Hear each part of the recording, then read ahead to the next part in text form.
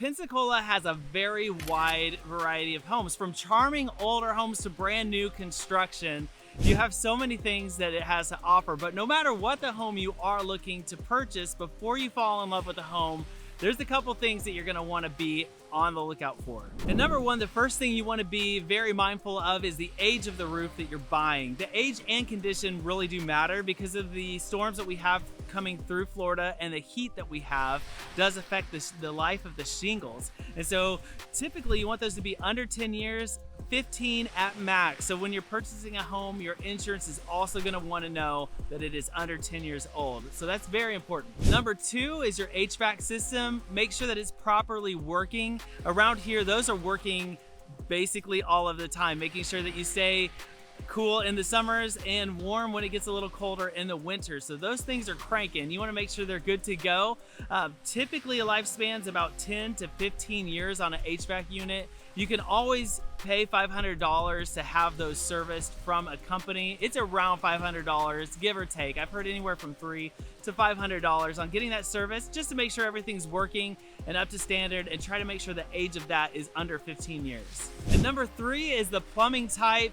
So there's a lot of different plumbing materials that they've used over the years, and buying here in Pensacola, you can get into some really old homes. We've seen 50s homes that have cast iron drain pipes and galvanized plumbing. Those are two red flags. There's also polybutylene that is not good to use anymore, just because either they add rust, they rot, they make holes. There's a lot of different things of why those pipes don't work anymore. So you want to know the plumbing material, make sure that it's something current like a PVC or PEX. That's what they're currently using right now, but make sure that's up to date. That's going to help you in the long run. Make sure you don't have any leaks or clogs or issues on the plumbing side of things. And number four is electrical. You're going to want to make sure that's up to date and good to go. With the older homes, you also run into aluminum wiring, which is a no-no. You want to make sure that's updated. You won't want to have to do a full rewire, because that could be thousands of dollars. If I'm guessing, anywhere from $10,000 to $17,000, depending on size of home. We've had to pay for that to do a full house rewire, and it makes a huge mess and costs a lot. So look out for aluminum wiring. Also cloth wiring that's only 2 wires. You can usually spot that right away by the plugins only have 2 holes for them. It doesn't have the ground.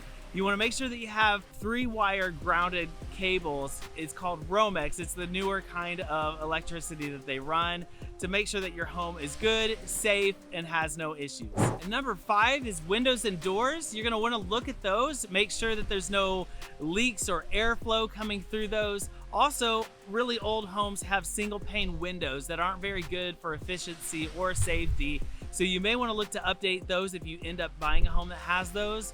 Windows can cost quite a bit of money depending on which kind you want. They have impact windows that are your highest price, but then you don't have to worry about hurricane shutters or shields. And so if you do have a home that has double pane windows, which is good, make sure you do have the setup where it can be hurricane protected. That's important for your insurance, may even get you a little bit better of a rate. And number 6, you either have homes that you're purchasing around here that have a foundation and a crawl space, or homes that are on slab. I actually was new to on slab. That was something that we didn't have where I was at in Missouri. There's homes that are built on slab. Here it's pretty common because you are building on sand. So I would say on slab is more common that I see than homes with a foundation. But either way, you want to make sure that if it's on a slab, it's not cracked.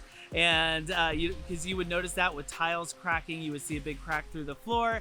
Make sure that that's okay. If you are on foundation, you might want to do a little bit of extra research just to make sure that there's no moisture or anything under the house that would be causing mold or mildew. Look for the floor slope. Are there big humps in the floor as you're going through the house? That would be a reason for concern and something that you want to look at. And number 7, the thing to be on the lookout for is water intrusion. Has the home priorly flooded? Typically a seller will put that in their disclosures saying if they've ever seen it flood, but if they have not, you're going to want to be on the lookout for that. See if any sheetrock has been cut around the walls. I actually walked in a house one time that had about a foot cut out around the whole house, meaning they cut that out, did some water remediation, and then put the sheetrock back up. So be on the lookout for that. Look at the baseboards under the cabinets. Those are a few things that you want to check out. Make sure that the home has not priorly flooded. And number 8 is wood rot or termite damage. It's something that's very common here. We almost always have our buyers do a WDO inspection because it'll look at all of that type of stuff, make sure there's no wood rot happening on the exterior of the home, whether that be from water damage, sunlight, or termites. You definitely don't want the termites, but kind of any of those need to be fixed and worked on. So if you're seeing wood rot around the trim doors, is very common on the outside of the house, garage doors, right by those. Be on the lookout for that type of thing because based on the loan that you get, you may need to get that fixed before closing, but just something that you want to be aware of. Make sure you catch it and fix it before it causes bigger issues. Number 9, look at the exterior grading of your home. I've driven by some and actually went and looked at a house where it was the lowest property in a whole neighborhood.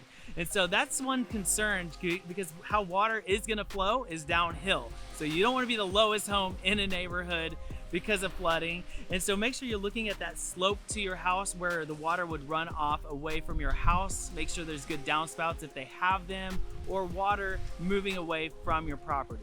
And number 10 is be on the lookout for anything insurance related.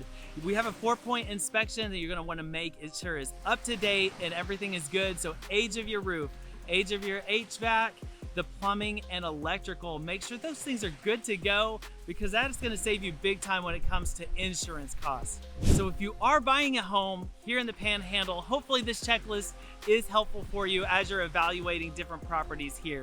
If you are buying and aren't working with a realtor, I love the chance to talk with you, get to know you, know exactly what you're looking for. I'd help you in this process to identify any concerns prior to purchasing a house.